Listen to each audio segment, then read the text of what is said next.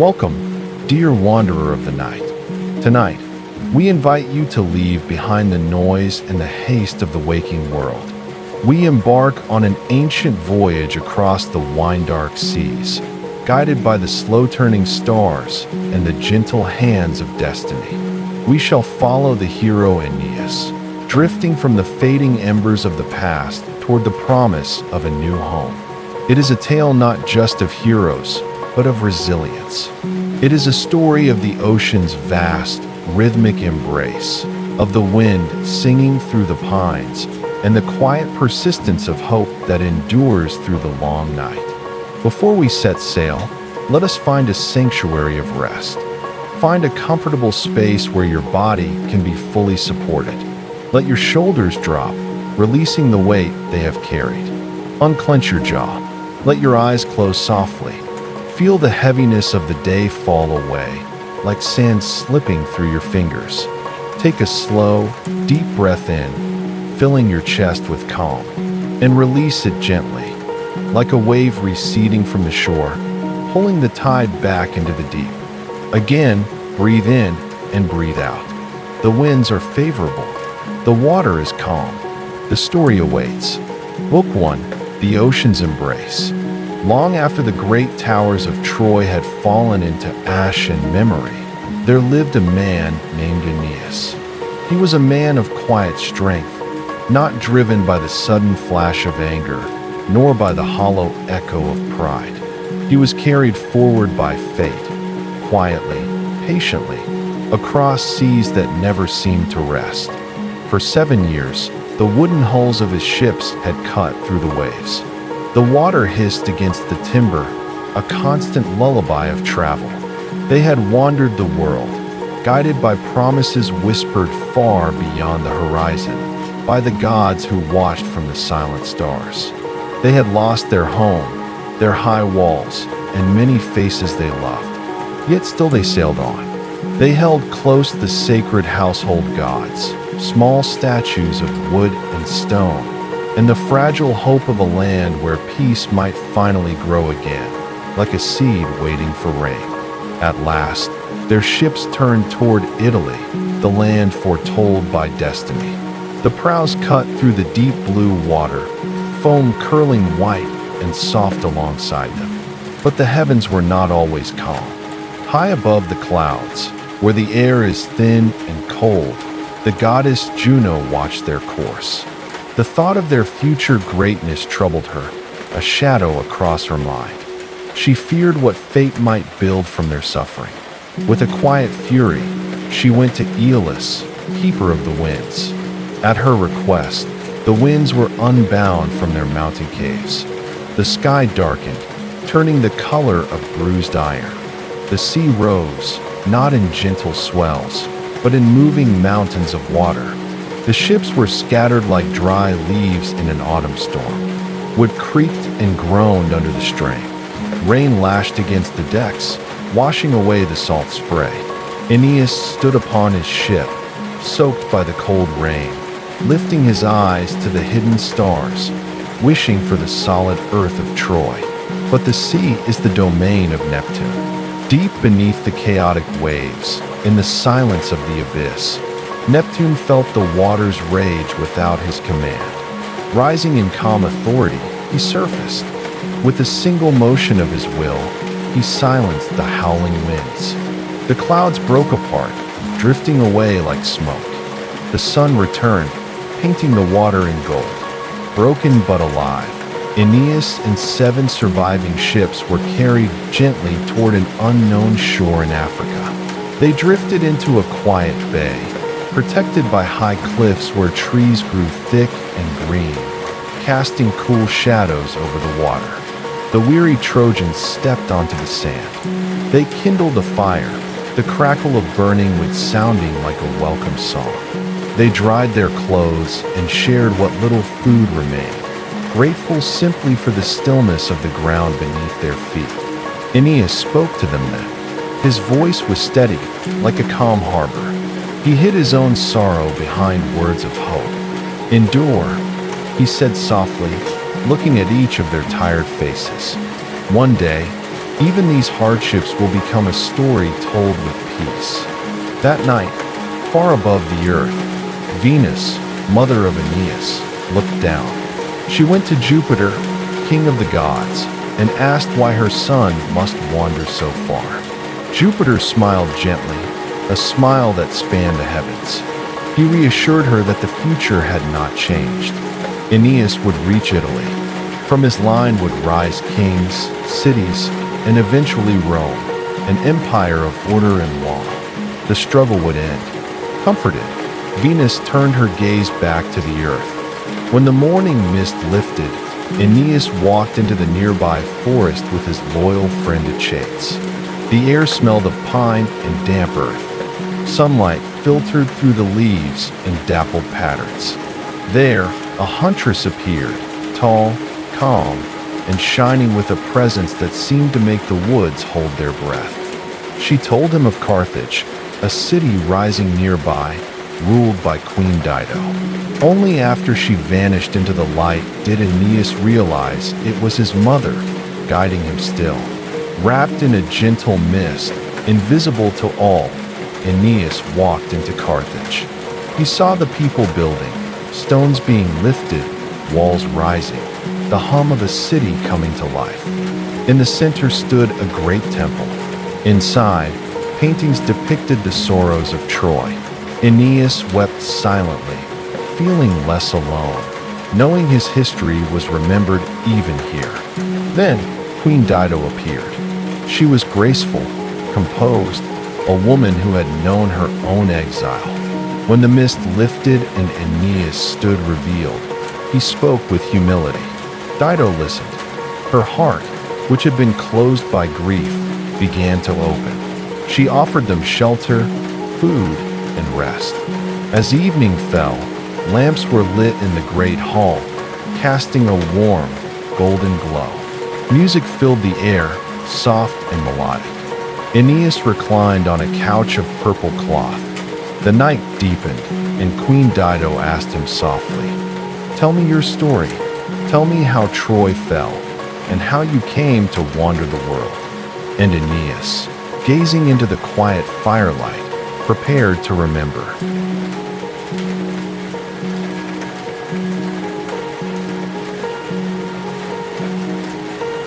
Book 2, The Shadows of Troy. The hall was silent. The only sound was the crackle of the hearth and the distant murmur of the sea outside. Shadows rested along the walls like listening spirits. All eyes were on Aeneas. He began slowly, his voice low and rhythmic. He did not speak as a warrior boasting of victory, but as a man remembering a home that was gone forever. He spoke of the morning silence when the Greek ships had vanished. He spoke of the wooden horse, standing tall as a hill, smooth and mysterious against the sky. He told of the doubt, the fear, and the terrible omen of the serpents rising from the sea to silence the priest Laocoon. The horse was brought inside the walls. The city celebrated, unaware of the fate waiting in the dark. Night fell over Troy. It was a moonless night, heavy and still. While the city slept, the hidden Greeks emerged. The gates were opened. Fire bloomed in the dark streets, casting long, dancing shadows. Aeneas spoke of his dream that night. Hector, the greatest of their heroes, appeared to him, pale as ash, worn by death. "Troy is falling," Hector whispered, his voice like dry leaves. "You must leave. Save what you can. Carry our hope forward." Aeneas woke to the roar of flames. He fought in the streets, amidst the confusion and the smoke. But destiny does not always call for victory in battle. Sometimes it calls for survival. He returned to his home. His father, Anchises, old and frail, refused to leave the house where he had lived his life. He wished to die with the city. But then a sign appeared. A gentle, non-burning flame appeared above the head of Aeneas's young son, Aeneas. It danced softly, a light in the darkness. Anchises saw this and understood. It was time to go. Aeneas lifted his father onto his broad shoulders. He took his son's small hand in his own. His wife, Creusa, followed behind. They moved through the burning city, sticking to the shadows, stepping over the rubble of their past. But the night is chaotic. In the twisting streets, amidst the smoke and the fear, Creusa was lost. When Aeneas realized she was gone, he turned back. He searched for her, calling her name until his voice was hoarse. Finally, her spirit appeared to him. She was calm, larger than life, untouched by the fire. She told him not to grieve. "A long exile awaits you," she said gently. "You must plow a vast expanse of sea, but a kingdom waits. My love, do not weep." And then she faded into the air, like smoke, like a dream. At dawn, the fires of Troy had turned to smoldering ash. Survivors gathered on a nearby mountain, a silent, broken group. Aeneas looked back one last time. He did not curse. He turned his face toward the mountains and the sea. He took up the burden of his father and the burden of his fate. In Dido's hall, the listeners sat entranced. The sorrow of the tale hung in the air, heavy but shared. Queen Dido watched him, her heart aching for the man who had endured so much.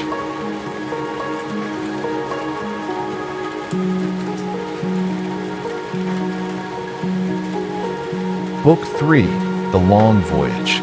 Aeneas continued his tale. When Troy was gone, they built ships from the pines of Mount Ida. The wood smelled of resin and hope. They launched them into the deep blue water, not knowing where they would land. Their journey was a series of trials, a winding path across the map.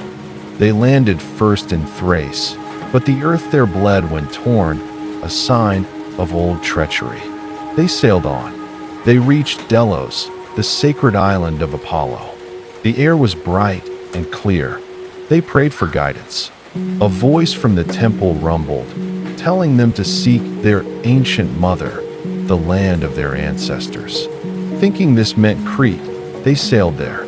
They tried to build a city, to plant crops. But a plague struck.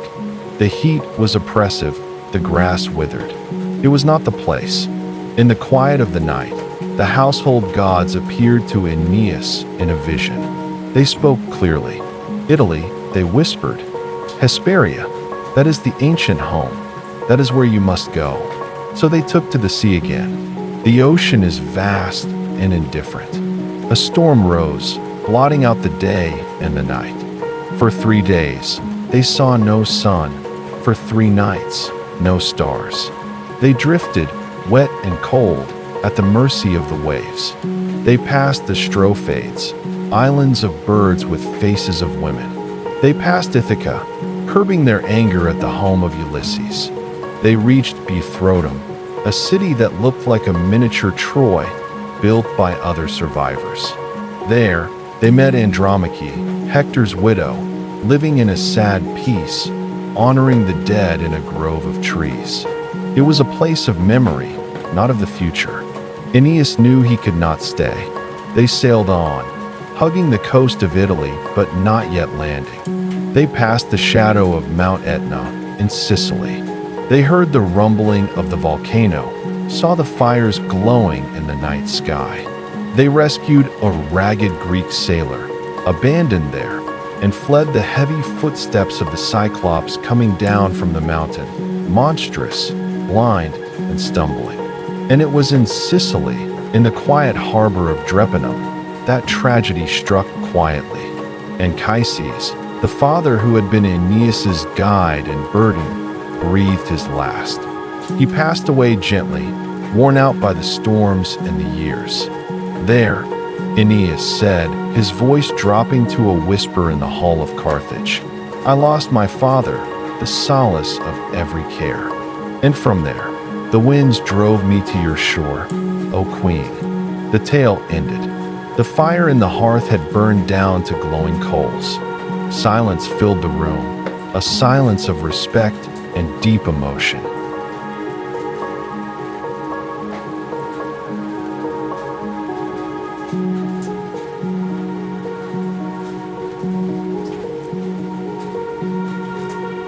Book 4, The Fire and the Flight. The days in Carthage turned into weeks. The sun shone warm on the yellow sandstone walls.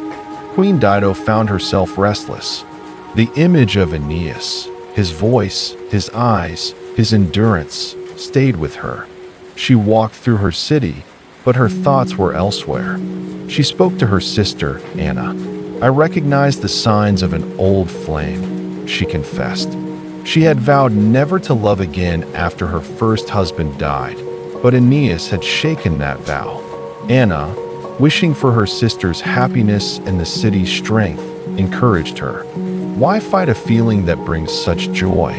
The gods, too, played their part. Juno and Venus, for different reasons, conspired to join them. One morning, the horns sounded for a hunt. The company rode out into the hills, colorful and bright. Dido rode a horse caparisoned in purple and gold. Aeneas rode beside her, handsome as Apollo. But the sky darkened. Clouds rolled in, heavy with rain. Thunder echoed among the hills. The hunting party scattered. Dido and Aeneas sought shelter in the same cave. Outside, the rain poured down, veiling the world in gray. Inside, in the dim light, the air was still. Lightning flashed, illuminating their faces. There, sheltered from the storm, they came together. It was a union of lonely spirits finding warmth. For a time, they believed it was a marriage. Rumor, a swift and terrible messenger, flew through the cities of Libya. It whispered that Dido and Aeneas were neglecting their duties, lost in the winter of their love. Jupiter, the king of the gods, looked down. He saw Aeneas helping to build the walls of Carthage, wearing a cloak of Tyrian purple given by Dido. He sent Mercury to the earth. Mercury arrived on the wind. He found Aeneas and spoke the hard truth. "What are you doing here, building another city? Have you forgotten your destiny? If not for yourself, then for your son, Aeneas. Italy waits." Aeneas stood stunned. The god vanished like smoke. Aeneas felt the old weight return to his shoulders, the weight of duty. He knew he must leave. He struggled with how to tell the queen. He ordered the ships to be prepared silently. But Dido sensed the change, as lovers do. She confronted him, her voice trembling with rising storm. "Did you think you could leave without a word?" she cried. "Does our love mean nothing?" Aeneas did not look away, though his heart was breaking. "I do not leave by choice," he said. "Italy is not a desire, but a command. I must go." He could not comfort her. The divide between duty and desire was too wide. He returned to the ships. The Trojans, eager to leave the uncertainty, worked quickly. The sails were raised. Dido watched from her tower. She saw the fleet moving out at dawn, small shapes against the vast, indifferent sea. Her heart shattered. The silence of the palace became unbearable.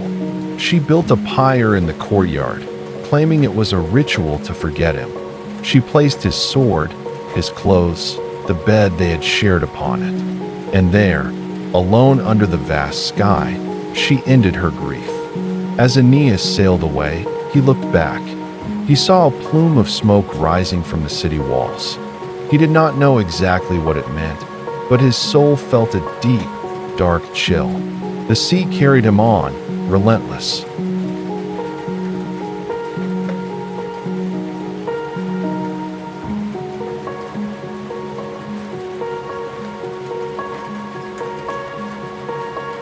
Book 5, The Games of Peace.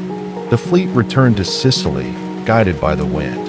They landed at the friendly port of Aeneas. It was exactly 1 year since Anchises had died. The air was calm here. The grass was green. Aeneas declared a time of peace and honor. "We shall hold games," he announced. "We shall remember my father not with tears, but with the celebration of life." The day of the games was bright. The sea sparkled under the sun, for great galleys lined up for the boat race. The oars dipped in unison, churning the water into foam. The crowds cheered from the shore. It was a contest of strength, but also of laughter and camaraderie. There were foot races where friends helped friends. There was boxing where old strength met young speed. There was archery where an arrow burst into flame in the sky, a sign from the gods. Finally, the young boys, led by Aeneas, rode out on horses. They moved in intricate patterns, weaving like a braid, disciplined and beautiful. It was a glimpse of the order and civilization they would one day build. But while the men and boys played, the women sat by the ships, weeping. They were tired of the sea. They looked at the endless horizon and felt only exhaustion. Juno sent a spirit to inflame their weariness into madness. "Let us build a city here," they cried. "No more sailing." They set fire to the ships. Smoke billowed black against the blue sky. Aeneas rushed from the games. He tore his clothes and prayed to Jupiter, "If you have any pity left, save us from this flame." A storm broke instantly. Rain poured down, black and heavy, soaking the timbers, quenching the fire. Most of the ships were saved. That night, Aeneas pondered what to do. The spirit of Anchises appeared to him in a dream, calm and reassuring. "Let those who are weary stay," the ghost said. "Build a city here for them. But you, my son, must come to Italy. And before you settle, you must come to the underworld to speak with me." Aeneas obeyed. He marked out a city for those who wished to stay. The old, the tired, those who had no more travel in their hearts. They parted with tears and embraces. The rest boarded the ships. The sea god Neptune promised Venus that the voyage would be safe, demanding only one life in exchange for the many. In the quiet of the night, as the fleet sailed smoothly under the moon, the god of sleep descended softly upon the helmsman, Palinurus. He resisted, but the god shook a branch dipped in the water of the river Lethe over his temples. His eyes grew heavy. He fell into the dark waves, calling out in vain. The ships sailed on, guided by fate alone.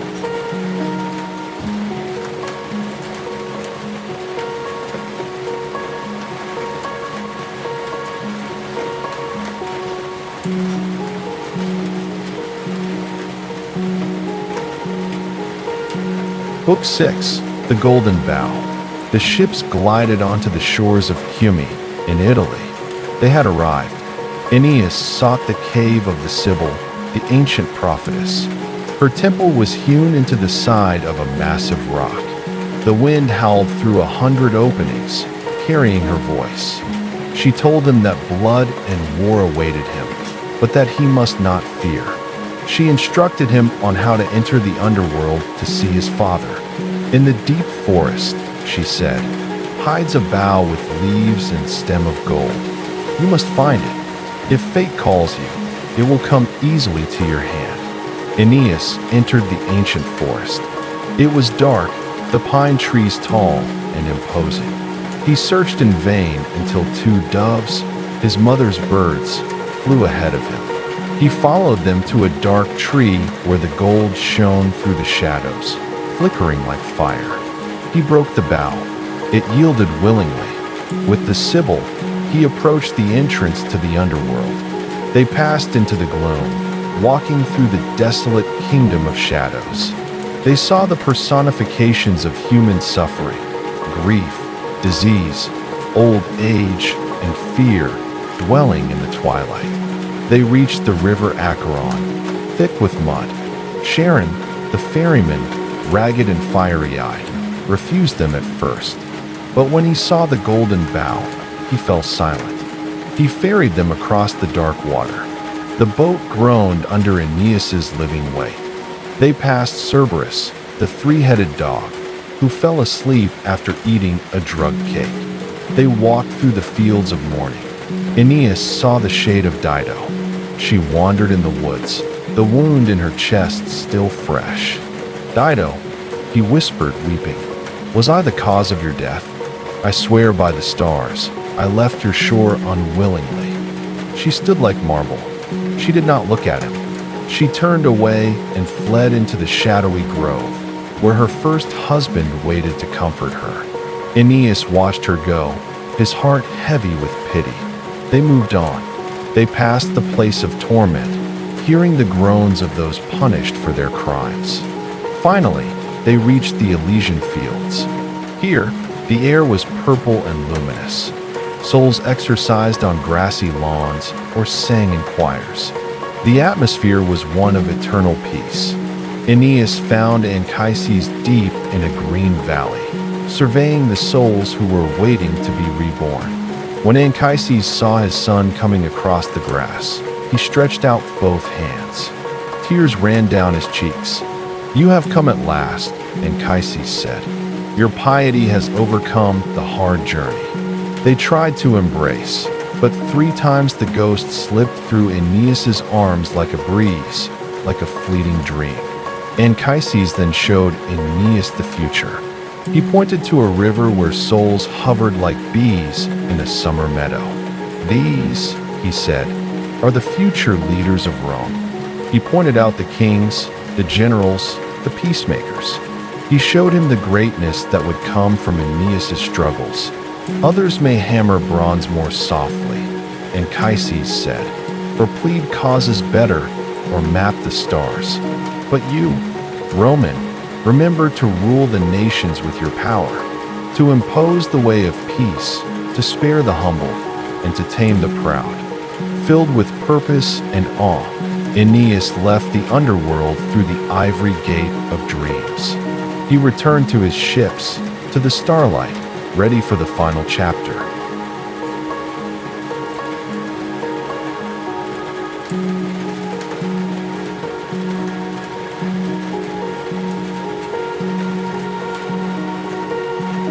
Book 7, The Gathering Storm. The sea was calm as marble when they sailed up the coast. The moon shone down, guiding their way. They passed the island of Circe, hearing the distant roars of lions and bears, men transformed by magic, but the winds pushed them safely past. At dawn, the sea turned red with the sun. The water of the Tiber River cut into the sea, swirling with yellow sand. Birds of varied colors sang in the trees. Aeneas turned his prows toward the land. They had found their home. This land was Latium. The king, Latinus, was old and peaceful. He had one daughter, Lavinia. Many sought her hand, chief among them Turnus, a handsome and brave prince of the Rutulians. But omens had warned Latinus, "Do not marry your daughter to a Latin. Strangers will come. Their blood will lift our name to the stars." Aeneas sent envoys to the king. Latinus received them in his ancestral hall, surrounded by statues of cedar. He heard their story and recognized the hand of fate. He welcomed them. "I have a daughter," he said. "Let your lord come and take her hand. Let there be peace." But Juno, watching from the sky, was seized with rage. "I cannot stop him from ruling Italy," she hissed, "but I can drag out the journey. I can delay the peace. I will destroy their people first." She descended to the earth and summoned Alecto, a fury from the hateful darkness. "Sow the seeds of war," she commanded. Alecto flew to the palace. She threw a snake into the bosom of Queen Amida, Latinus's wife. The snake slipped unnoticed between her clothes and her skin, breathing venom into her heart. Amida went mad with rage, refusing Aeneas as a son-in-law, crying out for Turnus. Then Alecto flew to Turnus in his sleep. She appeared as an old priestess, urging him to fight. When he dismissed her, she revealed her true, terrifying form, her hair hissing with snakes. She threw a torch into his chest. He woke bathed in sweat, shouting for armor. The lust for battle raged within him. Finally, Alecto caused a simple tragedy. Ascanius, hunting in the woods, shot a stag. It was a tame stag, beloved by the local farmers. The wounded animal fled home and died. The farmers rose in anger. The Trojans came to Ascanius's aid. A skirmish broke out. Blood was shed. The peace was broken. Juno opened the gates of war, which the old King Latinus refused to touch. The tribes of Italy gathered. The earth shook with the marching of feet. The golden age of peace was over.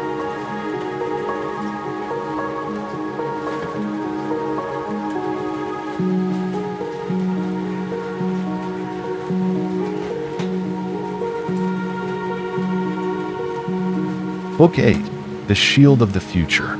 War hung over the land like a dark cloud. Aeneas, troubled, laid down by the river bank. The river god Tiberinus appeared to him among the poplar leaves, draped in gray-green linen.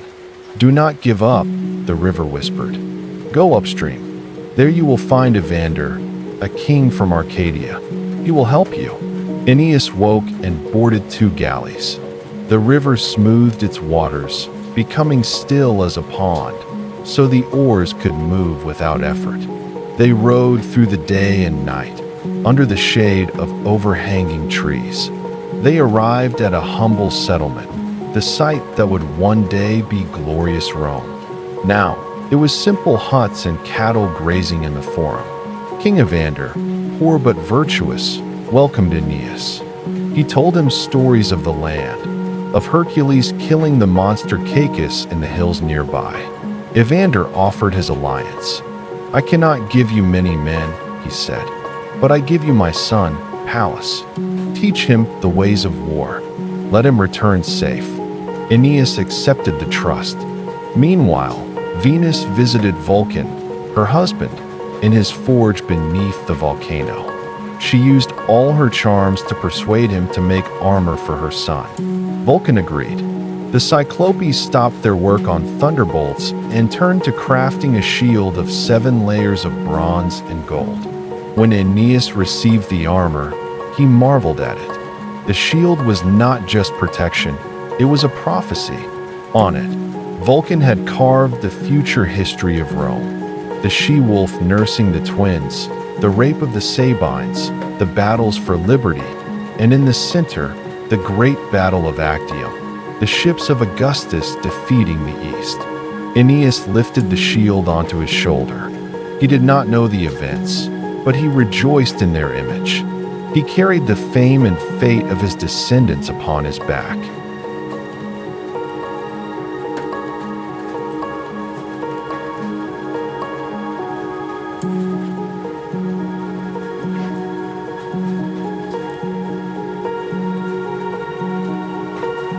Book 9, The Night Raid. Aeneas was far away. Turnus saw his chance. He led his army to the Trojan camp.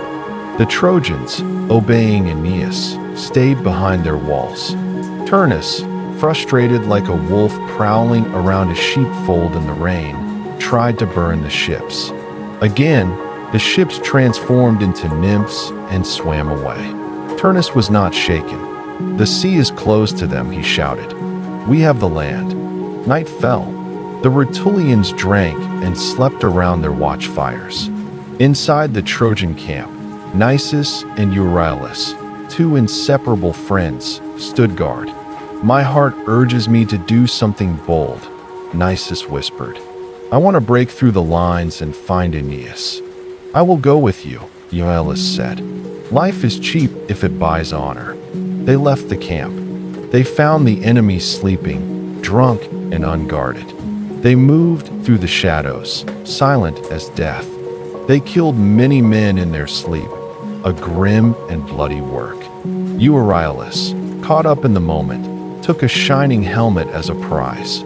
As they left the camp, dawn approached. A troop of enemy cavalry saw the helmet glinting in the moonlight. They chased the friends into the woods. Euryalus, weighed down by his prize and confused by the darkness, was captured. Nisus, who had escaped, turned back. He saw his friends surrounded. He threw his spears from the shadows, killing 2 men. The enemy commander, furious, prepared to kill Euryalus. Nisus rushed out from the trees. "Me? Kill me," he screamed. "I did it." He only followed. But the sword struck. Euryalus fell, his head drooping like a flower cut by a plow. Nisus hurled himself at the commander, killing him, before falling dead over the body of his friend. In the morning, their heads were displayed on spears. The Trojan camp mourned. The battle raged all day. Turnus fought like a lion, breaking into the camp, killing many, and finally leaping into the river to escape, washing the sweat and blood from his limbs in the cool water.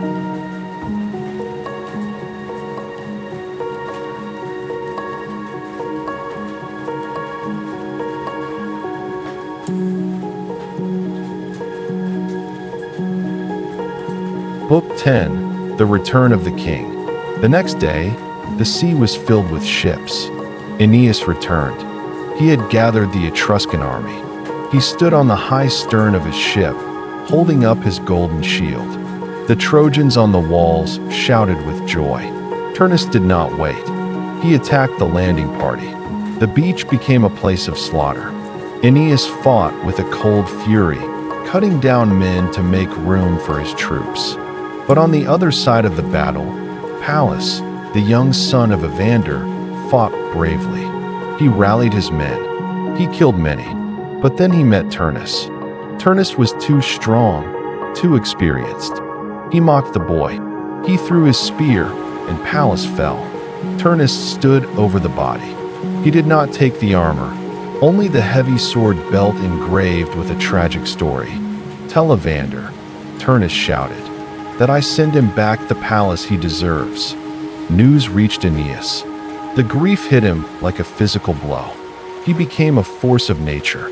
He raged across the battlefield, seeking Turnus. He was no longer the patient exile. He was the avenger. Juno, fearing for Turnus, created a phantom of Aeneas. Turnus chased the phantom onto a ship, and the ship sailed out to sea, carrying him away from the battle, screaming in frustration. With Turnus gone, Mezentius, the exiled tyrant, took the field.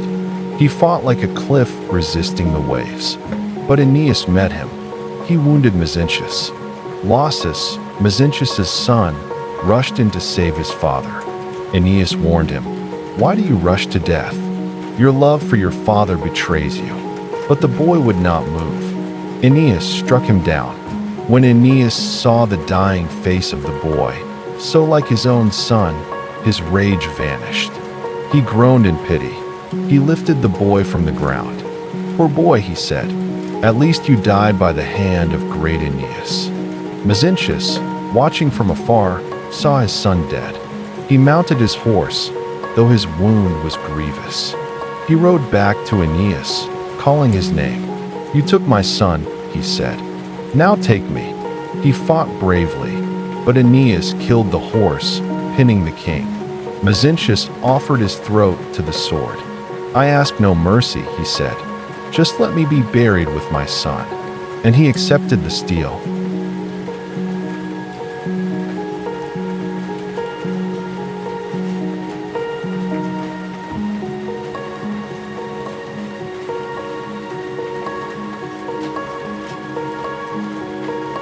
Book 11, The Sorrow of War.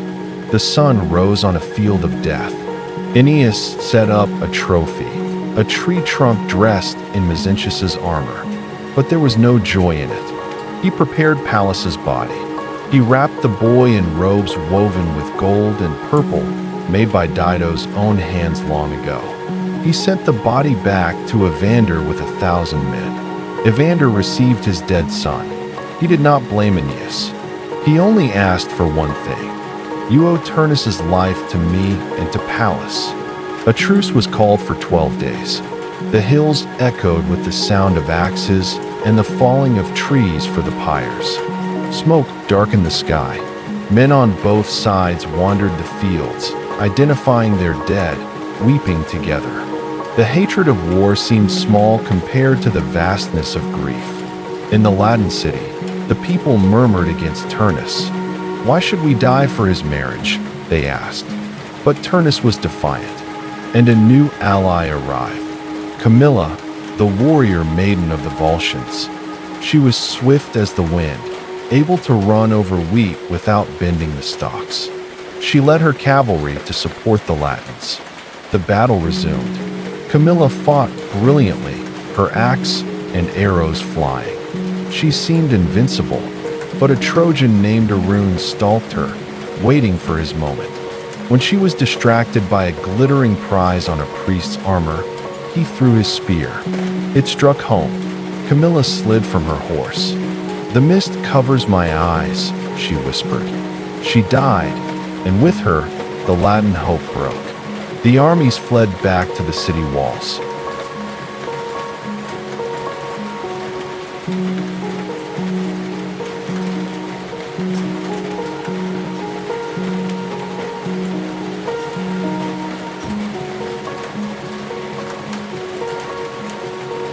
Book 12, the final choice.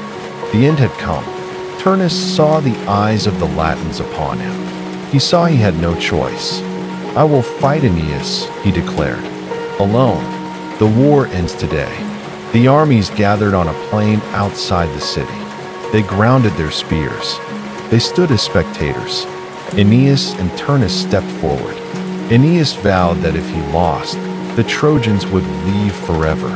If he won, he would not enslave the Latins, but build a new city where both people would live as equals. But peace is fragile. Juturna, Turnus's sister, a water nymph, disguised herself and incited the Retellians. "Are you cowards?" she cried. "One man for all of you." A spear was thrown from the crowd. It killed a Trojan. Chaos erupted. The treaty was broken.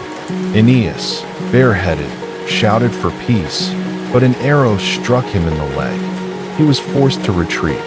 Turnus, seeing Aeneas gone, unleashed a slaughter. He drove his chariot through the Trojan lines, dealing death. In the camp, the doctor Iapix tried to pull the arrowhead from Aeneas's leg, but it would not move. Aeneas stood gripping his spear, weeping with frustration. Venus, unseen, brought a stalk of dittany from Crete and dipped it in the water. The wound healed instantly. Aeneas armed himself. He kissed Ascanius. "Learn courage from me," he said, "and good fortune from others." He returned to the field. He did not fight the common soldiers. He sought only Turnus.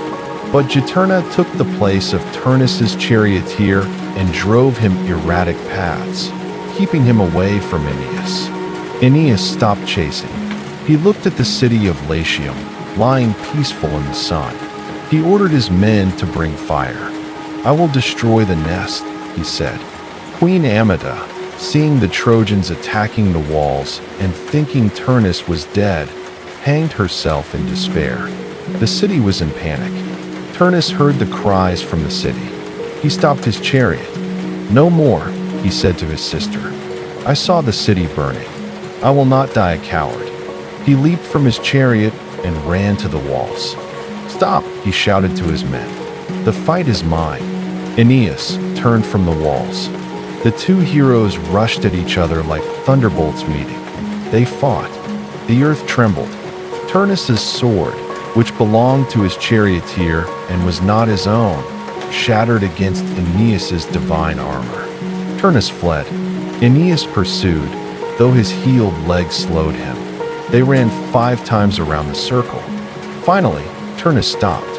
He picked up a massive stone, one that 12 men could barely lift, and threw it. But his strength failed him. The stone fell short. He stood trembling, like a man in a nightmare who tries to run but cannot move. Aeneas aimed his great spear. It flew like a black whirlwind. It pierced Turnus's thigh. The Latin hero fell to his knees. Silence fell over the plain. The Retellians groaned. Turnus looked up. He lifted his hand in supplication. "I have deserved this," he said softly. "Use your chance. But if you can feel a father's grief, pity my father Daunus. Send me back to him, dead or alive. Lavinia is yours. Do not carry hatred further." Aeneas stood still. He lowered his sword. The words touched his heart. He thought of his own father. He was ready to spare him. But then, His eyes caught the glint of gold on Turnus's shoulder. It was the belt of Pallas, the boy Turnus had killed and stripped. The memory of the young boy, the promise to Evander, the grief, it all returned in a rush of heat. Aeneas's eyes grew hard. "Shall you escape, wearing the spoils of my friends?" Aeneas cried, "It is Pallas who strikes this blow, Pallas who takes this sacrifice." He buried his sword in Turnus's chest. Turnus's limbs grew cold and slack, and with a final groan, his indignant soul fled into the shadows below. The war was over. The dust settled on the plain. The silence of the evening returned to Italy. The destiny was fulfilled. And so, the clash of bronze fades into the quiet of history. The heroes sleep beneath the earth. The cities they built have risen and fallen and risen again. Only the stars remain the same, watching over the sleeping world with their cold, bright eyes. The sea still laps against the shore, a rhythm that has no end. Let the story drift away now. You are safe. The struggle is finished. Peace has come. Take one final, slow breath, and let yourself drift into the deep, dreamless dark. Good night.